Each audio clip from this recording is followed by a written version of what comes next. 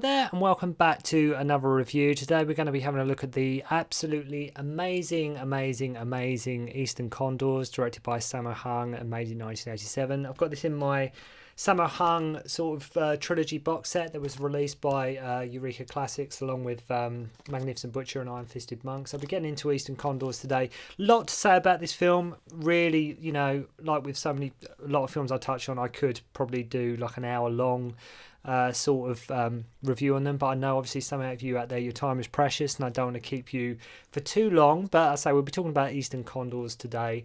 This was another one I had back on VHS back in the 90s when it was released by the Made in Hong Kong label. It's a firm favourite of mine, really firm favourite. A lot of people consider this to be probably, you know, this was when golden height of like the golden age of like the ultimate height of like Hong Kong movies in the 80s was really at its peak, especially in terms of like Sammo Hung as a director, and many consider this to be Sammo's best work, if not, like I say, his best film.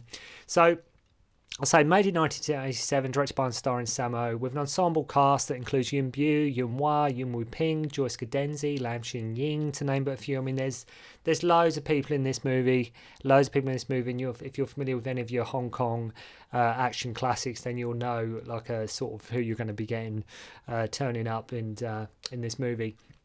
Another, you know, this movie was pretty much Sammo's take on the Dirty Dozen, was made during the time when Sammo, he was really getting a lot more scope, and he seemed at this point to be unstoppable. Sammo, he was really having a creative.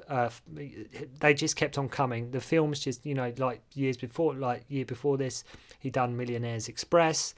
Then I say Eastern Condors. Then, like I say, there's so much that Sammo was doing during this period. Not just for himself, for other actors, for everything. He was really, in terms of scope and what he was trying to... You look at this and Eastern Condors and Millionaire's Express, just the amount of scope and epicness that both films have.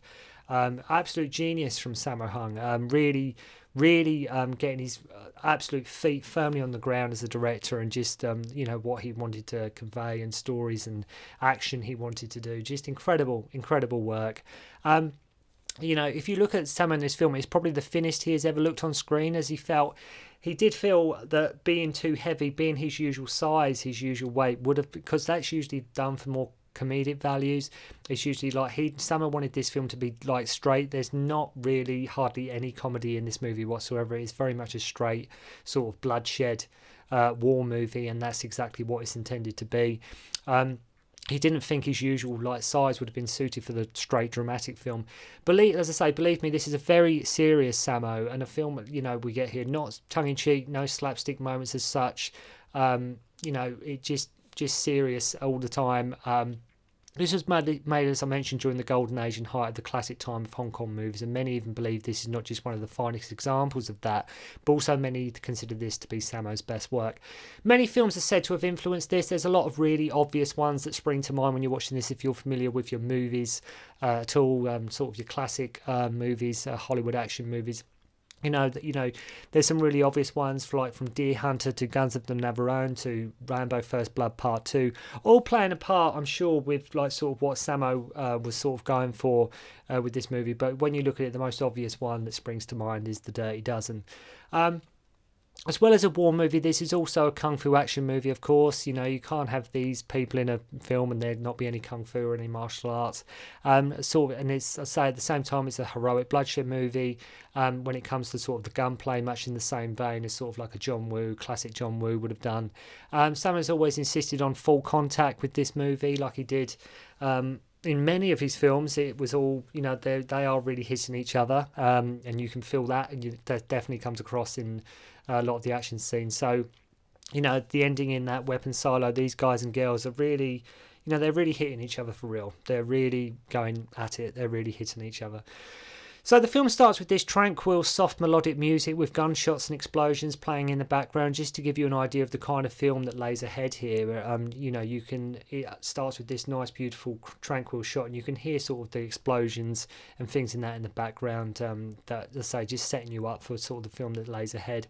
So there's a huge shipment of weapons, bombs and explosives left in Vietnam that Lam Ching-ying and his crew of misfits must find before the enemy do, as they don't want it to fall into the wrong hands, basically. They can't send troops in, so they actually recruit convicts played by a wide array of big kung fu movie stars. If they succeed in their mission, they will be free, given a pardon and given a new life, maybe even as well getting some money on top of the bargain. So, you know, the deal, even though it's sort of certain death, they sort of dangle enough in front of them for them to give it a go. But when they sort of get there, the idea, the notion of them being sort of convicts, and that sort of goes out the window. It's not that you forget about that, but that is sort of downplayed a little bit. It just becomes this group of people that are just against all odds. But the idea of them being convicts and prisoners does go a little bit out of the window. It is still referenced, but it's something that is sort of not hit upon too many times. Worth mentioning as well, there was a lot of footage cut from the start of the movie that you can see in some of the trailers, and there's a lot of still shots from that where you see the criminals inside. So they have to sort of parachute in to Vietnam. Then we meet like Joyce Godenzi, who, just for a little trivia, turned out she was Sammo's future wife.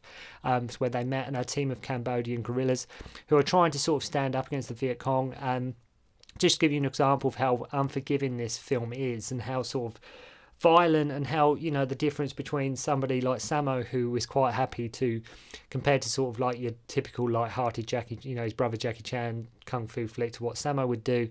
Sammo, at one point when you're introduced to Joyce Godenzi and her crew, they meet they attack this group of people, and one guy gets like stabbed up the bum. So yeah, that's, you know, I think actually Richard Norton does in Millionaires Express. I think, if memory serves, he gets stabbed up the bum. There are odd moments of comedy here and there. For example, when on the plane, one of the guys says, 3 hours we'll be over Vietnam, and everybody's like, oh, don't be stupid, like as if we're going to actually be going to Vietnam. And then Ching-ying comes out and says, right, in 3 hours we're going to be over our destination, and they're all like, oh crap, you know. There aren't a few little moments like that. Sammo, I'm sure, had to be very careful when filming this, that he didn't lay on the comedy too much, that he didn't do what he was most, you know, you look at something like, I say, 87, like it's something he would be doing in sort of a Lucky Stars type film, compared to something like this. Two totally different movies, but both, you know, both great in their own right, you know, for what they're trying to accomplish. I'd say if he laid on the comedy too much, it would just ruin the tone and the overall atmosphere of what the film was trying to be and what it was trying to get across. So the mission actually gets cancelled just before they all jump out of the plane, but our crew, all led by Sammo, sort of go in anyway. They don't all know it's been cancelled, but Lam does. One of the guys who has a stutter doesn't make the jump, has yet to sort of count when to pull the ripcord, and of course when he had sort of stutter, he's not going to get to 10 as quick as what everybody else does. So that's sort of their first fatality with the mission. So they hide in sort of a hut by the river when they are spotted by the enemy and open fire after sort of they find Peter Chan's sort of American cigarette pack floating in the water. Sammo and Joyce take them out with a grenade. As mentioned, some good sort of John Woo type sort of gun battles here, and it's great Sammo, you know, not going straight for kung fu and fisticuffs. You know, he is trying to do a war movie, and he makes no apologies for that. That's why this film is so good, because you have like sort of a great action movie, and at the end when they're in the weapon silo, you know, it's just great kung fu fights and kung fu battles. So we then meet Yuen, who sort of hates the oppression and just wants to make sort of a new life for himself, and his uncle is, you know, his uncle is sort of like not all there, and Yuen plays sort of like a good-hearted swindler type of character, like selling balloons for kids and cheap wine to thugs. And even as mentioned in my previous Fearless Hyena review, you get James Tien here again, very brief cameo, but James Tien crops up. His uncle Young Lung, we aren't meant to believe is mentally, like we are meant to believe he's actually mentally ill, like he's sort of not, they've got to sort of get him out, but he's sort of he sort of mentally sort of not in the right headspace. Even at one point trying to sort of grass them up and sell them out to Wu Ma, makes a little cameo appearance here as well. He tries to sort of sell Sammo and his crew out, but that doesn't work. Well, like I say, make no mistake, this is very much a serious, gritty film where life here is very cheap and everyone is sort of expendable. Worth mentioning as well that Charlie Chin is also in this movie, who is, a lot of you may know if you're familiar with any of Sammo's work, or especially the Lucky Stars films, is usually the smooth talking one in sort of Winners and Sinners and My Lucky Stars. So our crew takes like Yuen with him and his uncle. They take them two with them, and I love the scene where Sammo and Yuen are taking out the enemy stealthily. Some really fun stuff here with Sammo and Yuen doing their thing. Each enemy they take down is more inventive than the last, so they're trying to do it all stealthily, and it's in the jungle, so there's not necessarily a lot of necessarily props as such they can use. It's not like the stereotypical thing where more often than not they're in a construction site or a warehouse. Here they are in the like sort of jungle, they're in the open, for example using knives and dropping down from trees into the opponent, etc. Philip Kyo being one of the villains here, again lots of contact, full contact. So the Viet Cong sort of ambush them one night and they sort of get taken hostage, where we have the scene of the kids playing Russian roulette, which of course is most obviously taken from Deer Hunter with Robert De Niro and Christopher Walken. We learn that the gorillas is actually one of the people on Joyce Godenzi's team is actually on the enemy's side. We learn that here as well. The uncle discovers this, who later reveals that he was just pretending to be mentally ill for sort of his own protection. I don't think that really sort of necessarily there's not really a huge payoff with that. He was just sort of pretending to be sort of, as I say, just mentally ill. This whole scene of them trying to break free while being sort of tied up on these posts underneath like the bridge underneath the water, it's very tense, you know. And bearing in mind, like I keep stressing, you know, up to this point there hasn't been much in the way of kung fu, there hasn't been much in the way of fisticuffs or anything like that, but it is a really brutal film, and it doesn't stop, and the whole film is very tense, and it's a very gritty real, like I say, war movie, but done in that spectacular golden age Hong Kong action movie fashion. You know, the whole, it really, I'd say, does keeps the tension running. So they escape and they kill the spy. Then we meet like Yuen-Hwa's villain, who has like a laugh of his gimmick as well as like a fan, much in the same way, you know, like in the old school kung fu movies, the villain would always usually have a fan, so it's sort of a homage to that. And I think it was after this role that Sammo just said, right, Yuen-Hwa, you're a great villain, because Yuen-Hwa in this film, he's not in it a lot. He's not really in it a lot, but every scene he's in, he really does command the scene. He really does own every scene. I think that's more than likely why he got that villain role in Dragons Forever with the the smoke in the sky. He's very good with his props. Yuen-Hwa. He's very good at getting that. Just that character who's got the guy with, like, here he's the guy with the giggle, you know, and in Dragons Forever he's the guy with the cigar, you know. And his main man in this is Billy Chow, who his main sort of henchman who does all the fighting for him, who many of you may remember from Fist of Legend and the end of the absolutely amazing Pedicab Driver, which does deserve another release. Pedicab Driver, probably one of my favourite Sammos, definitely in my top 5 Sammo Hungs, but they should definitely get Pedicab Driver, a new release, ultra release. So they have to cross a bridge with like 2 machine guns each side. This is where Corey Yuen and Yuen Woo-ping, Yuen Woo-ping is in this acting here, which makes a change. He gets shot and blown up by like a truck by setting a trap. Then thinking they've sort of they set this trap for this truck and think they've sort of done it and we've got them, and then for Yuen-Hwa only to reveal behind that, once that truck's moved out the way, there's actually more tanks, and they're just like, right, crap, we're going to die here. Much heavier artillery. It's worth mentioning as well that Joyce Godenzi in this, absolutely, she's a powerhouse. She's absolutely, I love watching her in this. I think she's, there's a lot of Joyce Godenzi vehicles that, again, they should release, because she was in a few movies, in here she just really absolutely incredible, absolutely amazing. So the film ends in, like I mentioned, a weapons silo where they have to blow it all up. Suddenly, Joyce Godenzi's character doesn't want it blown up and wants to keep it for a cause and for what she is fighting for. And then Sammo cuts her hand off, basically, saying, look, it's going to get blown up. They cut her hand off. And then Yuen-Hwa and his crew come in, and rather than let them have it, she then wants to blow it up. So she's flip-flopped, but then she decides, right, you know what, let's cut our losses here. We're not going to have it, but at the same time, I'll be damned if, they're going to have it as well. So then she agrees to, help letting it blow up. So she changes her mind. She had decided that earlier, she could have saved her hand as well. I'm thinking of Joyce Godenzi here.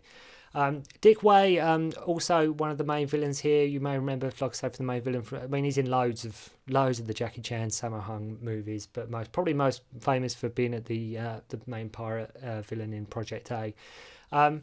Xiao Ho is also in this. One of Sammo's team, who you may remember from such films such as Mad Monkey Kung Fu or My Young Auntie. And it's such a shame here that he's also Millionaire's Express. He was in a few of the Sammos, sort of when he left Shaw Brothers, and it's such a shame because Xiao Ho is such a gifted performer. From like back in the day, he was real talent that was just unequaled in so many ways. Most famously, like like I said, not the Luca Lung vehicles, but here Sammo doesn't use his talents that well. I'm sure he may have helped with the fight choreography and things like that behind the scenes, but in terms of what he does on camera, Soho doesn't really get much in the way of action at all. He's just sort of, I think like I say, after he left Shaw Brothers, he joined the Sammo Hung stunt team, and he doesn't really, as I say, he gets killed, but he doesn't have much to do in the movie. I think Sammo Hung someone might have welcomed him on his team just because he's somebody who has been in the industry for a long time. Might have just been, like I say, keeping an eye on the fight choreography behind the scenes and during the production. But it's a shame we don't see him to get any do sort of like kicks and flips in the much same way like Yuen does, and Yuen in this film absolutely owning every single scene he's in. Yeah, so you really do feel the pain in every hit and punch in this film, and even when like Dick Way stamps on Joyce's hand, like her wrist after her hand has been cut off, you really do feel it. You really do feel that sense of pain on her face where she's wincing and cringing, and it's just I say this film doesn't let up. It is very bright, like violent. You get people getting their heads blown off, and it's like I say, life is cheap in this movie. Everybody is expendable. The film is also one of my favourite shots of there's a really amazing shot in this film that I've always loved, and if you know this film and you've seen it back to back numerous times like I have, there's a wonderful shot that I've got to talk about it while I'm doing this review. I've just got to get it out there to the world how much I love this shot. There's a scene where Yuen is fighting Yuen on the ground level with the silo base. Them two are having a set to. They're having they're fighting. Then in the same shot, you have Sammo Hung and Billy Chow fighting on like the balcony on the walkway. But in that same shot, the camera, he's shooting Yuen and Yuen, but they're fighting. Then in that same shot, it sort of pans up, camera refocuses, and then we're focusing on Sammo and Billy Chow. It's an absolute wonderful. I know it's like to many of you that you might think, yeah, what's so important about that? But the way it looks, I just always thought it was like the coolest thing I've ever seen. Like here we have two fight sequences going on, and to like pan from like focus out of one straight onto the other, both happening at the same time. It's a fantastic shot. It's a really amazing shot, and it really gives the film great scope, and just the way, just everything about it. I just absolutely loved that. Absolutely think it's incredible. So the timing and moves in the ending is nothing short of breathtaking, and like I say, it's a real showcase for what makes the golden age of Hong Kong cinema in the 80s so special. Yuen dies with a grenade in his mouth.